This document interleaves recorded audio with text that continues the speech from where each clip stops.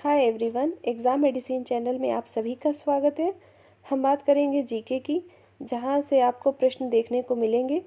आपके इलाहाबाद यूनिवर्सिटी का एफटीएस का एग्ज़ाम जो 19 दिसंबर को है, या इलाहाबाद ग्रुप डी 17 को है आपका एग्ज़ाम, और इलाहाबाद ग्रुप सी के जो 18 को एग्ज़ाम है, उसके लिए ये वीडियो बहुत ही इम्पॉर्टेंट है।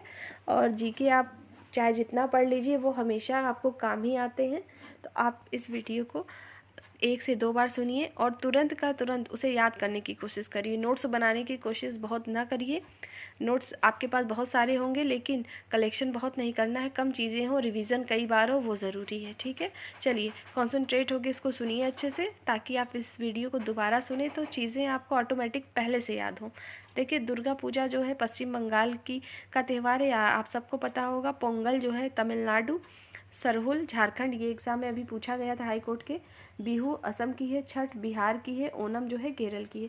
देखिए, जो पोंगल है वो आपकी तमिलनाडु की है और ओणम केरल की। ये दोनों को ज़्यादा याद रखिएगा, बाकी आपको याद हो भी सकते हैं। देखिए, अब हम प्रमुख कृषि क्रांतियों को देखते हैं। यहाँ से प्रश्न बनते हैं।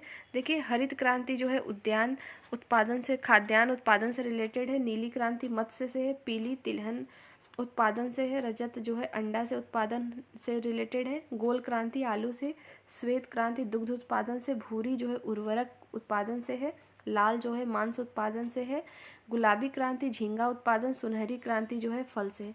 आप इसको ऐसे भी याद रख सकते हैं। खाद्यान्न है, जो खाद्यान्न में जो उत्पादन होगा किससे होगा? हरित चीज़ों से होगा, खेत से। आपको याद करने के लिए बता रही हूँ, ताकि आपको दिमाग में आपको याद रहे इस चीज़ को। हरित खाद्यान्न। नीली, अगर मछली की बात करें, वो आपको कहाँ मिलती है? कहते हैं ना, समुद्र नीला होता है या जल नीला है, ये आप सुनते होंगे, तो इससे कनेक्ट करिएगा नीली क्रांति से। पीली, जो सरसों होती है, आप देखते हैं वो कैसी होती है, पीली। तेल जो उसका होता है, पीला से रिलेट करिए, तो इसीलिए इसको पीली क्रांति। रजत, रजत कैसा होता है? रजत चांदी को कहते हैं ना, तो वो वाइट कलर का होता है। तो अंडा आपका कैसा होगा? वाइट। तो उसी से रिलेटेड है अंडा उत्पादन।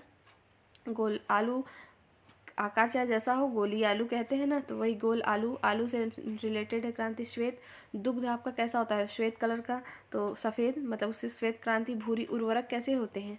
भूरे लगभग होते हैं, तो इसलिए उसको उससे करिएगा।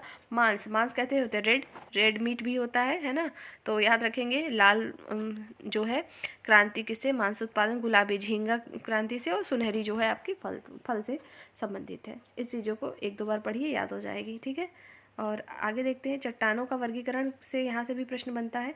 देखिए, आग्नेय प्रकार की चट्टानों को देखते हैं। देखिए, ग्रेनाइट, बेसाल्ट और डायरोराइट जो है, ये आग्नेय प्रकार की चट्टान है। कायांतरित चट्टान कौन कौन सी? नीस जो कि ग्रेनाइट से बनती है। संगमरमर चूना पत्थर से।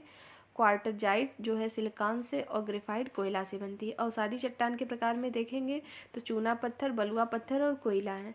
ठीक, नेक्स्ट देखते हैं। अब हम यहाँ पे कुछ महत्वपूर्ण अनुच्छेद को देखेंगे, जहाँ से प्रश्न बनते रहते हैं। ठीक है, अनुच्छेद आपको पता होगा कि अनुच्छेद तो 365 है, इस समय लगभग 400 है। 365 के एवं आपके ऑप्शन में जिस प्रकार का दे, आप उस तरह से आंसर लगा देंगे। ठीक है, कभी कभी 365 नहीं देता है, मान लो आपको दे दिया 400 या कुछ ऐसा, तो आप ऑप्शन को देखते हुए ही आंसर करेंगे। और आप में जो अनुसूचियाँ हैं वो कितनी है? तो 12 अनुसूचियाँ हैं और 22 भाग हैं। ठीक है, ये कॉमन बात है, आपको पता होगी। आइए अनुच्छेद को देखते हैं। अनुच्छेद 1 किससे संबंधित है? तो देखेंगे आप, संघ का नाम और राज्य क्षेत्र से। अनुच्छेद 2 है नए राज्यों का प्रवेश और स्थापना से संबंधित है।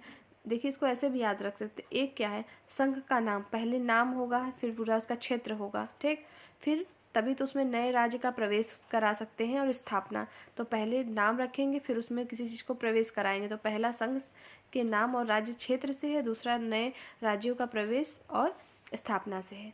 अनुच्छेद 12 से 35 मूल अधिकार, मूल अधिकार किससे संबंधित है? तो अनुच्छेद 12 से 35। अनुच्छेद 14 जो है विधि के समक्ष समानता। ठीक है, वैसे समानता का अधिकार आपका जो है 14 से 18 तक में है, तो उसको ऐसे याद रखेंगे।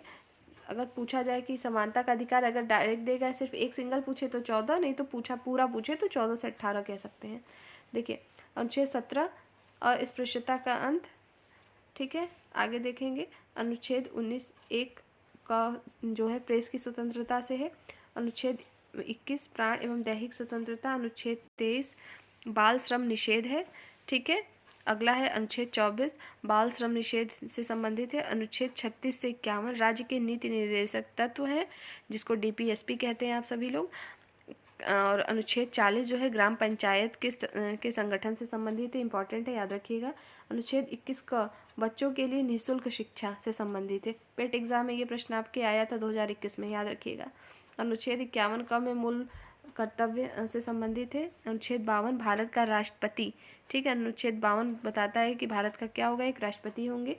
अनुच्छेद 54 जो है राष्ट्रपति के निर्वाचन से संबंधित है। अनुच्छेद 61 इंपॉर्टेंट है, राष्ट्रपति पर महाभियोग। अनुच्छेद 72 राष्ट्रपति को क्षमादान की शक्ति। आपको पता है राज्यपाल और राष्ट्रपति ही क्षमादान कर सकते हैं किसी को अगर सजा मिली है, लेकिन मृत्यु की सजा अगर किसी को मिली है तो उसको क्षमादान करने की शक्ति राज्यपाल के पास भी नहीं है, वो सिर्फ राष्ट्रपति के पास है। अनुच्छेद 75 प्रधानमंत्री की नियुक्ति।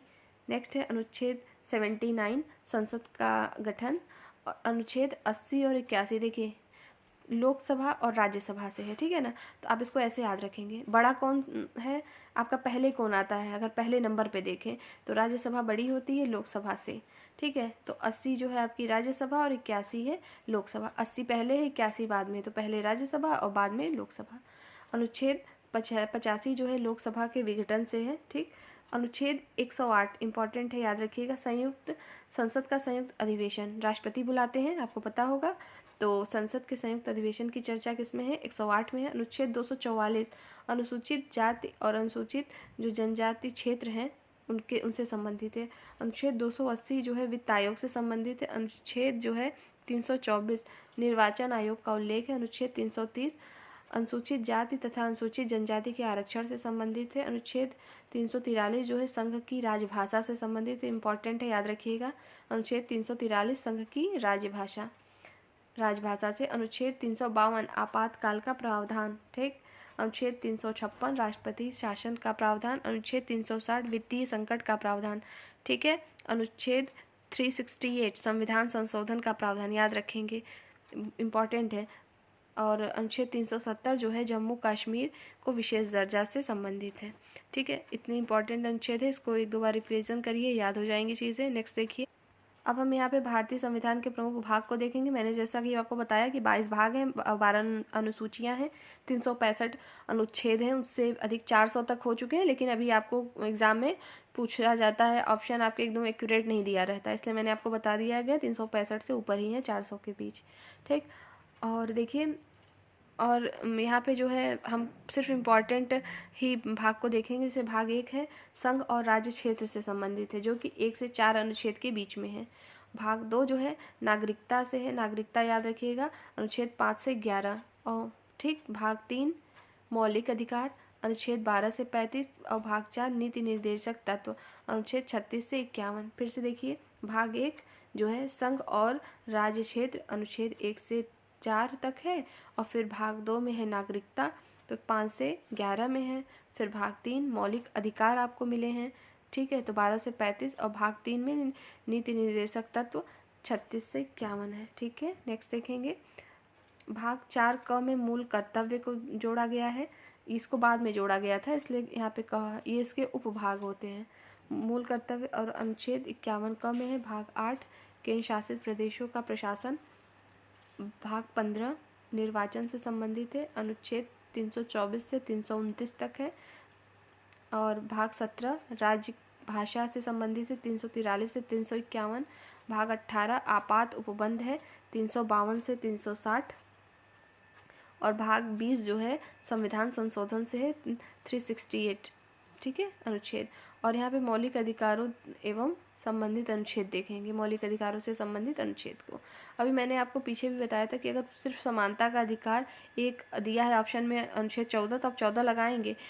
पर्टिकुलर कभी कभी पूरा ऐसे दे देता है कि कहाँ से कहाँ तक अनुच्छेद है, तो अनुच्छेद जो है 14 से 18 तक है। स्वतंत्रता का अधिकार अनुच्छेद 19 से 22 तक है। शोषण के विरुद्ध अधिकार 23-24 है। और फिर है आपका धार्मिक स्वतंत्रता का अधिकार 25 से 28।